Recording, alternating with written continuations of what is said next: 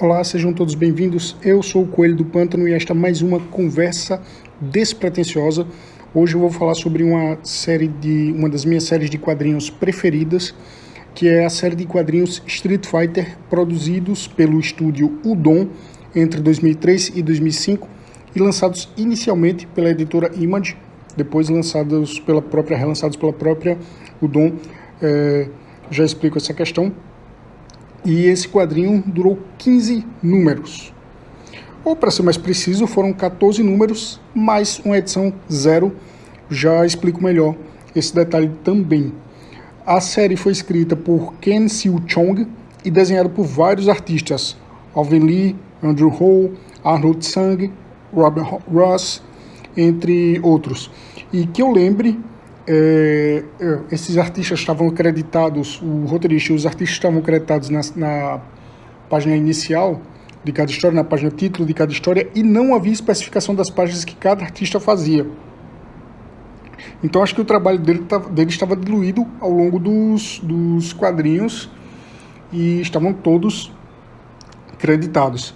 As edições ainda tinham histórias secundárias, que eram mais curtas, com artistas convidados, entre eles o Joe Madureira, que eu sempre enfatizo, foi um dos caras que deu notoriedade ao estilo híbrido entre o ocidental, especialmente o norte-americano, que aqui a gente costuma chamar de comics, e o estilo oriental, ou o estilo mangá.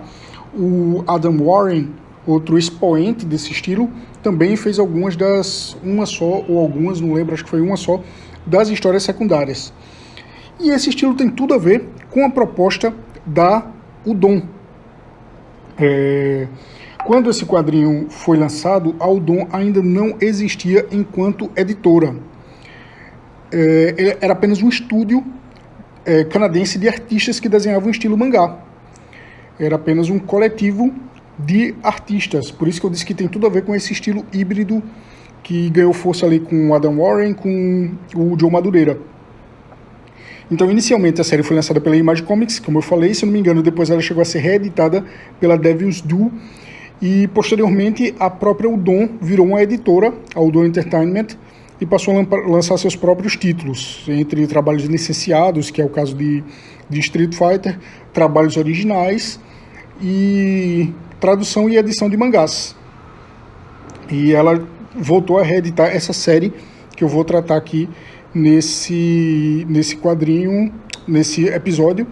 O licenciamento era de propriedade do estúdio, não era a Image, então a própria Udon pôde lançar depois, e na Image geralmente é uma questão de tudo que você lança pertence a você, não é editora, alguma coisa assim. Não vou entrar nesses meandros.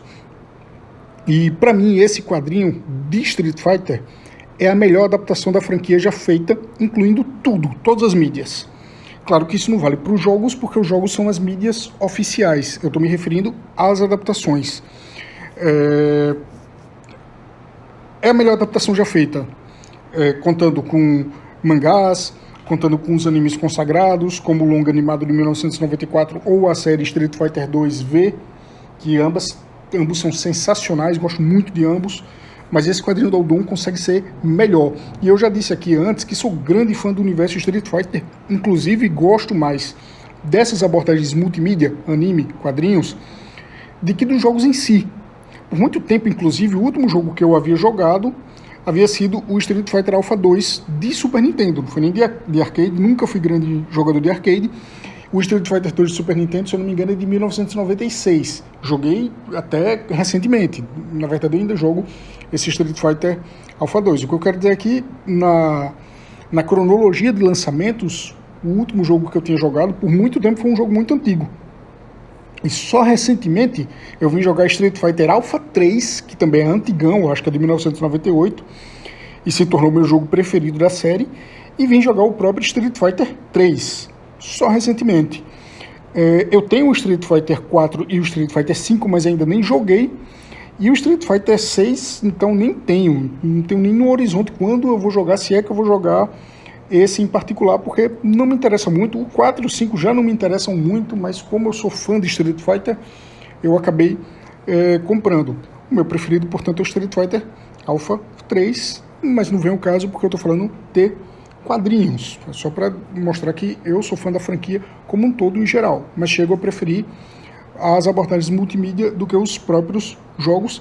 E a primeira conversa despretensiosa que eu gravei foi sobre os gibis de Street Fighter produzidos aqui no Brasil, lançados pela editora Scala, produção que ficou a cargo de vários criadores, mas principalmente do Alexandre Nagado. Mas, enfim, isso é uma outra conversa. Voltando à série da Udon, essas 14 edições são divididas em duas fases. A primeira vai da edição 1 a 6 e a segunda da 7 a 14. E o trabalho feito nessa primeira fase, da edição 1 a 6, é simplesmente espetacular. Esse áudio não vai ter spoilers e eu vou usar a nomenclatura ocidental. Então, Bison é o general da Shadaloo, Vega é o assassino espanhol e Balrog é o boxeador americano. Um dos grandes desafios de você adaptar Street Fighter e adaptar franquias de jogos de luta em geral, todas têm muitas adaptações, é o número de personagens, porque num jogo de luta você tem vários personagens e, obviamente, é o jogo que fez sucesso e deu fama à franquia, aquela franquia em questão, e entre os espectadores você espera que tenha muitos dos caras que jogavam esses games, e vai ter fã de todos os personagens e todos eles vão querer ver o personagem tendo ali algum destaque. Então é sempre muita gente para você dar destaque, e isso prejudica o desenvolvimento de um quadrinho, de uma série animada, de um longa-metragem, etc.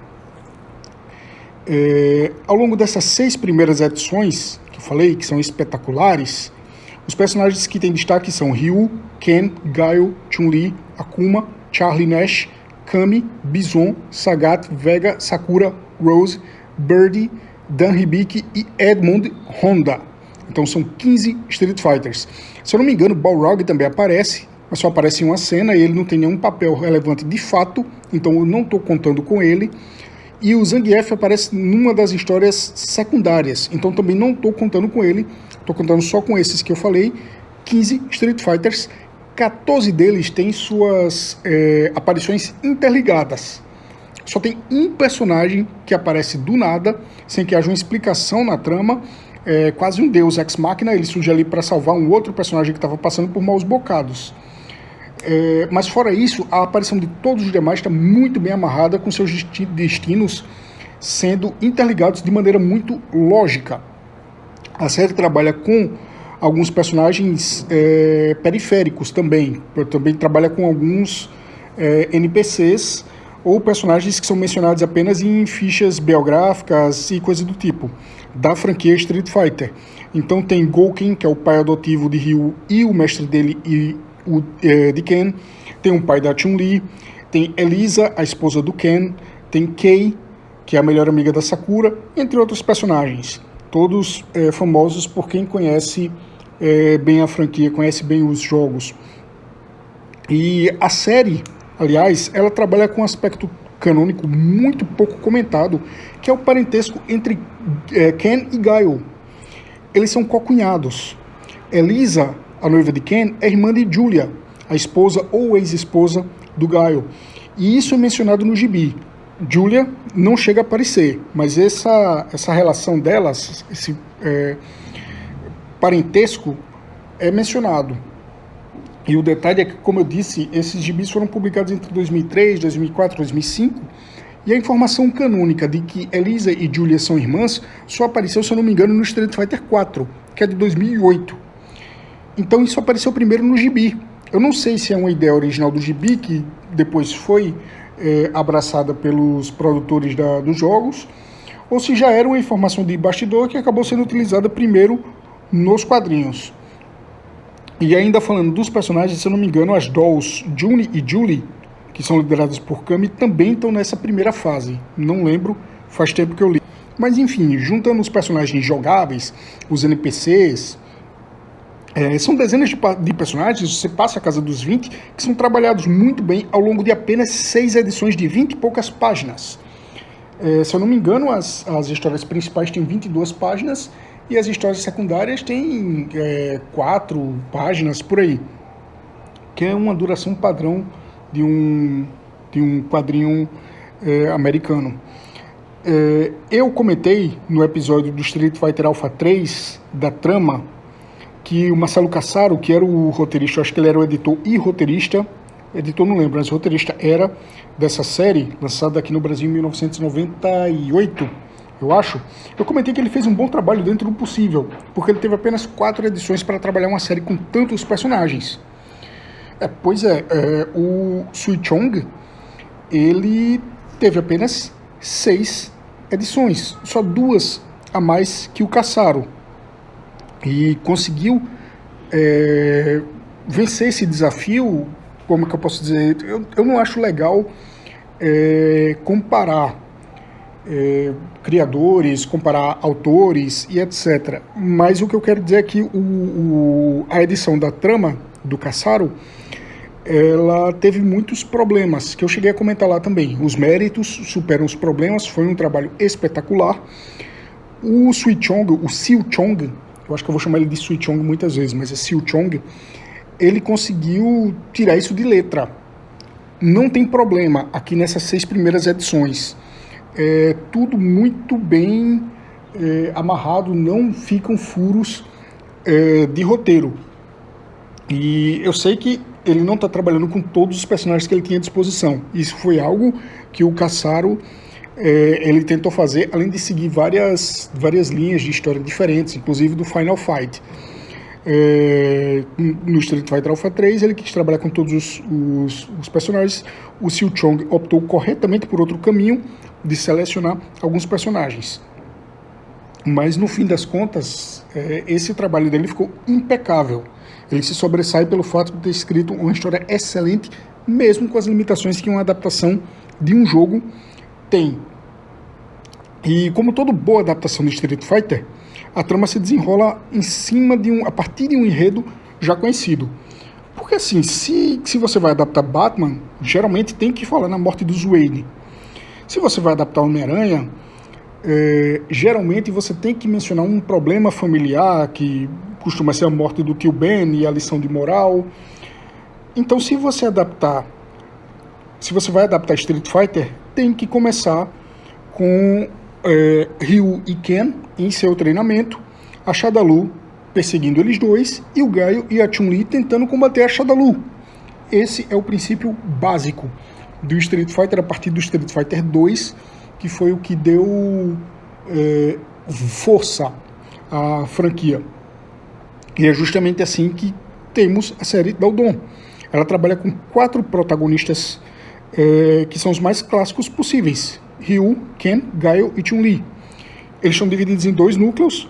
Ryu e Ken são os aventureiros, Gaio e Chun-Li são as forças da lei.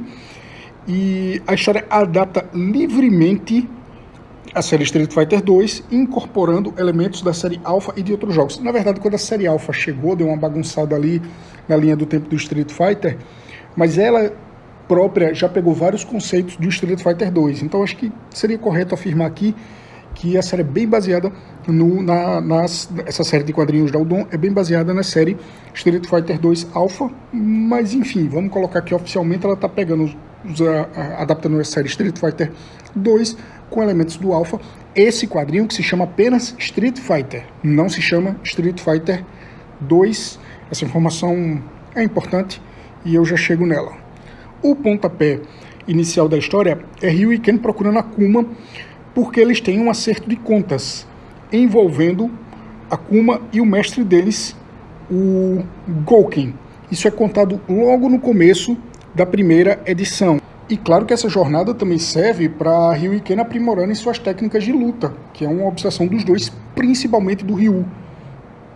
E no caso do Ryu, em particular, ele ainda tem um outro objetivo, que é aprender a controlar o Wansatsu Ken, que é o punho assassino, que é a manifestação do Shi ou do Ki, que toma controle do artista marcial, consome seu espírito e o transforma, eu ia dizer numa força maligna, mas talvez o termo não seja nem força maligna, porque o Wansatsu Ken parece ser parece ser algo que está acima do conceito de bem e do mal. Transforma numa força descontrolada, que só pensa em lutar, derrotar inimigos, seja da forma que for, derrotar adversários, seja da forma que for, para se provar o mais forte. O Ansatsu Ken consome o artista marcial dessa forma. Foi o que aconteceu com Akuma, e Ryu, que é tão obcecado pela força, pelo caminho do guerreiro, ele acaba sendo ameaçado por essa presença e ele tem que aprender a controlar esse poder para evitar que seja consumido pelo Ansatsu Ken. Só que enquanto eles estão nessa busca pessoal, o Bison ele deseja tomar o controle do Ryu e transformar o Ryu num soldado da Shadaloo. Porque o Bison organizou o primeiro torneio Street Fighter e o Ryu venceu o Sagat. Então, para encontrá-lo, o Bison tem um exército espalhado pelo mundo, como, por exemplo, a Kami e as Dolls. O Vega, acho que o Balrog também acho que entra nessa conta. Enfim, o Balrog, como eu disse, não tem papel nessa primeira série de 6 edições. O Vega tem. Nessa primeira série, nessa primeira fase. Já o Guile é um agente das Forças Armadas Americanas trabalhando para a Interpol para localizar o Charlie Nash, que é um agente das Forças Armadas que sumiu enquanto estava ali investigando o caso do Bison. E por isso ele forma uma dupla de investigação. Guile forma uma dupla de investigação com Chun-Li, que já era um agente da Interpol. E eles ficam sabendo que Ryu é o próximo alvo de Bison e decidem procurar o Ryu. E em paralelo a isso, Sakura descobre Ryu. A Sakura, uma garota japonesa, descobre Ryu, vira fã dele e decide sair por aí para procurá-lo, para lutar com ele, para pedir que ele a treine, seja seu mestre. E nesse meio do caminho, ela acaba topando com o Dan Hibiki. Mas então esse é o fio principal, seguindo a linha básica de raciocínio do Street Fighter. Ryu e Ken são aventureiros na mira de Bison, Guile e Chun-Li são agentes procurando Bison e os caminhos se encontram, se cruzam. Praticamente todos os demais Street Fighters apresentados cruzam esse caminho, cruzam esse fio da meada. Como eu já falei, a Sakura e o Dan Hibiki que tem uma participação pequena, o Edmondo Honda também acaba se envolvendo na história, também tem uma participação pequena, mas mesmo com participação pequena, eles têm um papel relevante na história. Não é como o longa animado, que para mostrar os 12 personagens do jogo Super Street Fighter 2, incluiu alguns só para fazer uma ponta, sem grande relevância para a trama. Não, aqui todo mundo tem um papel na trama. E essa primeira fase, da 1 a 6, ela é concluída. Ela deixa várias pontas soltas, não são furos, são pontas soltas, para serem exploradas no futuro. Mas se alguém ler apenas essas edições, vai estar satisfeito, ela é concluída. E uma coisa que fica estabelecida nesse arco vai haver um segundo torneio Street Fighter, o Street Fighter 2. E paralela a essa história, a esse arco, houve as histórias secundárias sobre as quais falei.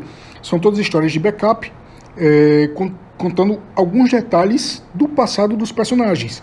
Então, por exemplo, a primeira edição, a edição 1, é a final do primeiro torneio Street Fighter, entre Ryu e Sagat. Que Ryu vence Sagat, causa cicatriz no peito dele, etc. Isso não é um spoiler, porque essa história já é conhecida, é contada nos games e etc. Ela, na verdade, sempre foi um ponto de partida. Como eu já falei antes, alguns personagens envolvidos nessas histórias são os mesmos do fio principal, e eu acho que o único inédito nessa primeira leva, nesse primeiro arco, é o Zangief. As edições de 7 a 15 trabalham nessa sequência. De 7 a 15 não, de 7 a 14 trabalham essa sequência, a sequência do primeiro arco. Então é quase como se fossem 2 temporadas de uma mesma série de TV.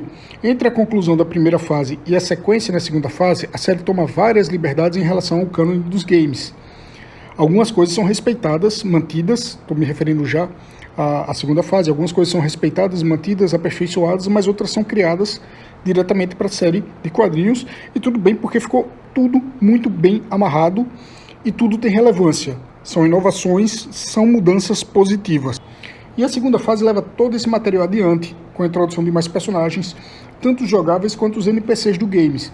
Por exemplo, a Kami, que na primeira fase ainda era uma doll do Bison, agora é uma agente da unidade Delta Red, do Serviço Secreto Britânico, e junto com ela tem os outros agentes da divisão. Tem o Wolfman, a Lita, o McCoy. Nos games eles não são jogáveis, mas eles aparecem no final da Kami, ou no background, ali no cenário. Então eles são personagens que existem no cânone e são conhecidos do fã, são conhecidos de quem já jogava. Ryu segue o caminho dele, treinando para o Street Fighter 2, onde ele espera enfrentar o Akuma. Sakura segue o treinamento dela. Ken também segue treinando, mas ele tem uma questão familiar com a Elisa em paralelo. E Chun-Li e Gaio continuam investigando a Shadaloo e por aí vai. Ou seja, em termos de história do núcleo principal, essa segunda fase ela apenas estende o que já tinha sido estabelecido na primeira fase, mas aí aparecem outros personagens jogáveis da franquia. Aparece o Adon, o Fei Long, o Gen, o Dalsin, o DJ, o Blanca e o Balrog, que agora passa a ter participação efetiva. Essa segunda fase ela não tem uma trama tão densa quanto a primeira, em que as histórias se cruzam de modo que fique tudo muito bem amarrado. Aqui as histórias são mais soltas, seguindo o caminho de cada Street Fighter em sua preparação, embora por vezes os caminhos de alguns deles se cruzem. É bem escrita, mas não é a obra-prima que foi o primeiro arco. E a série termina no número 14 sem uma grande conclusão. A série anterior, a fase anterior, que foi da 1 a 6, terminou com uma conclusão. Eu já disse, se o quadrinho tivesse parado ali, se fosse uma minissérie, tinha ficado muito bem concluído.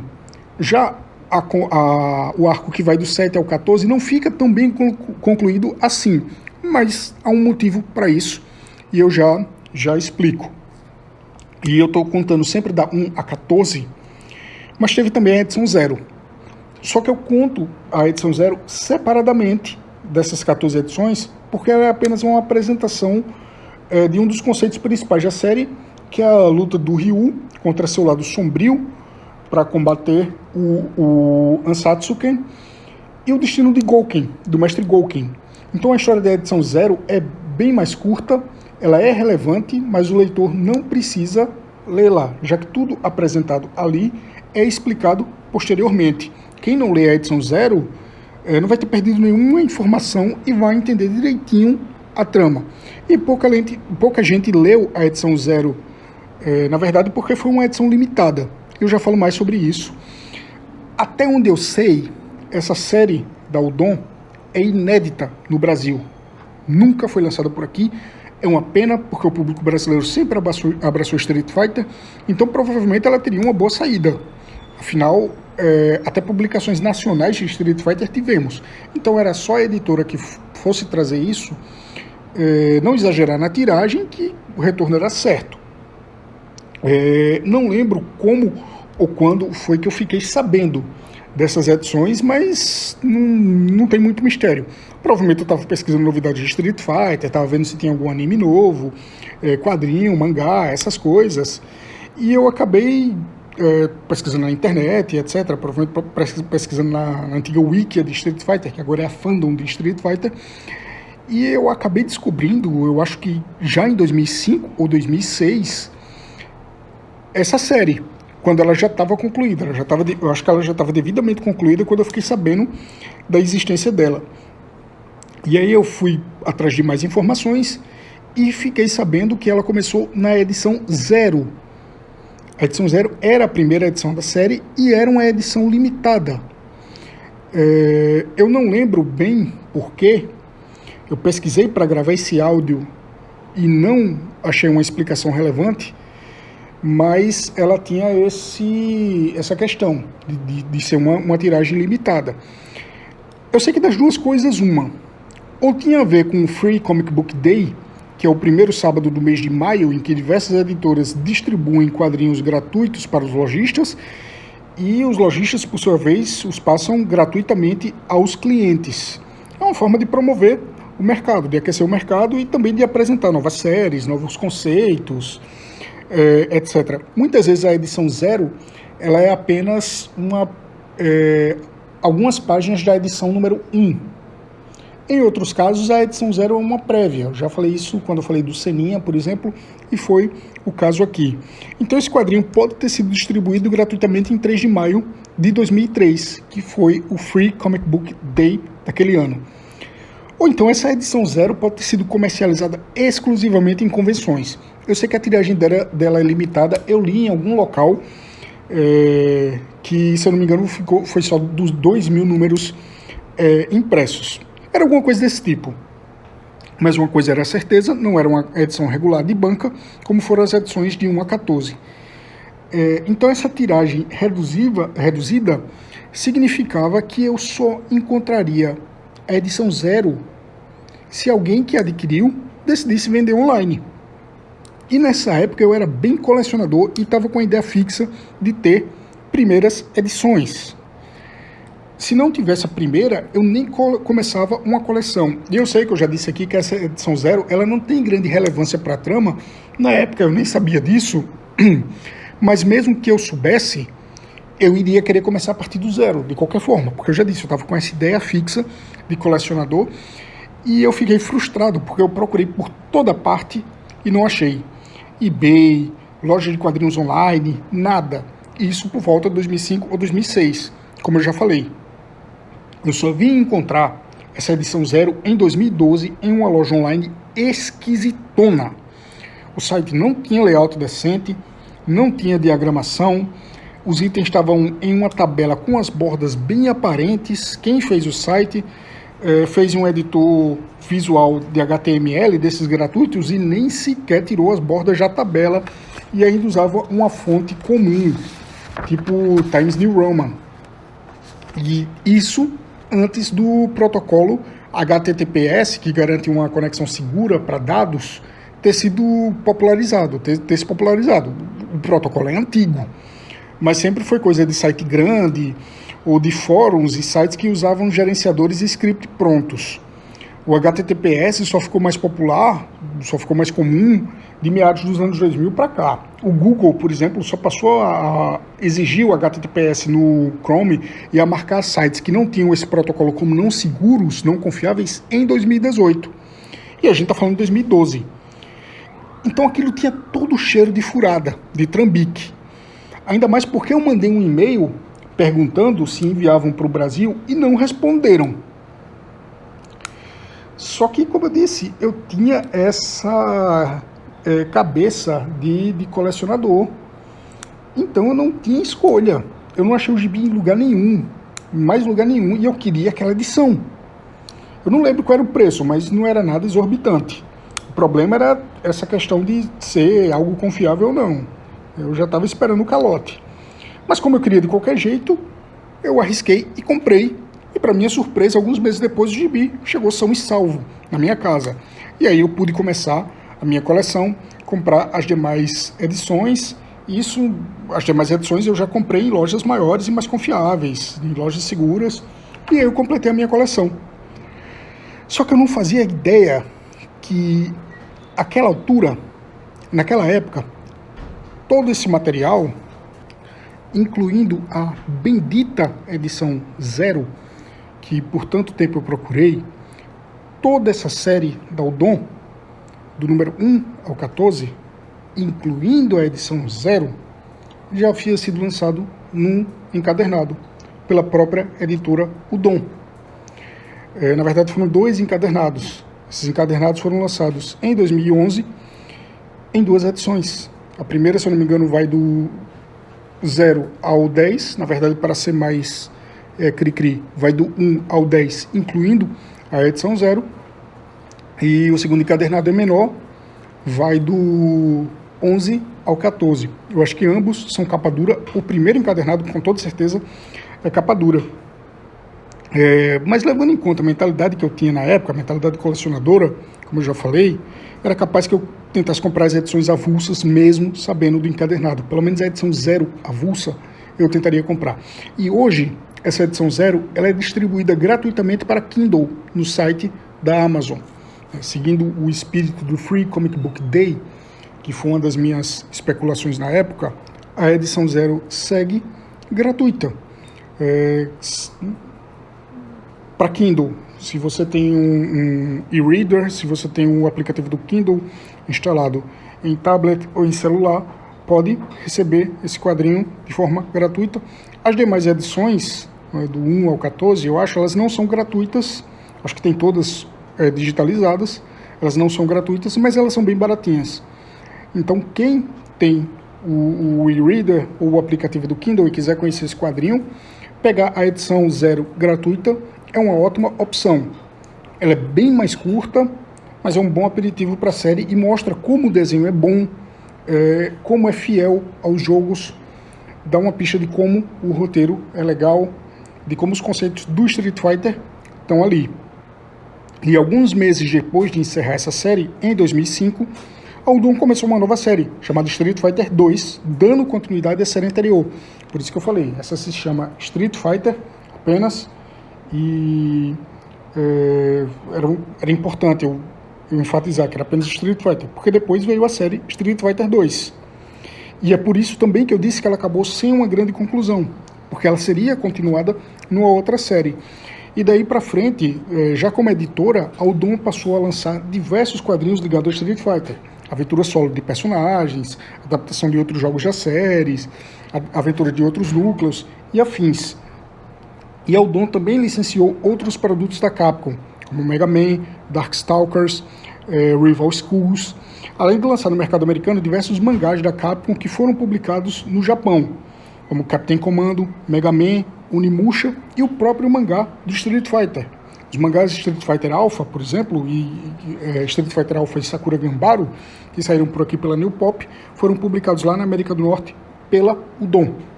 Mas isso é assunto para um outro dia. Se você ouviu até aqui, muito obrigado. Você é foda. E até a próxima conversa.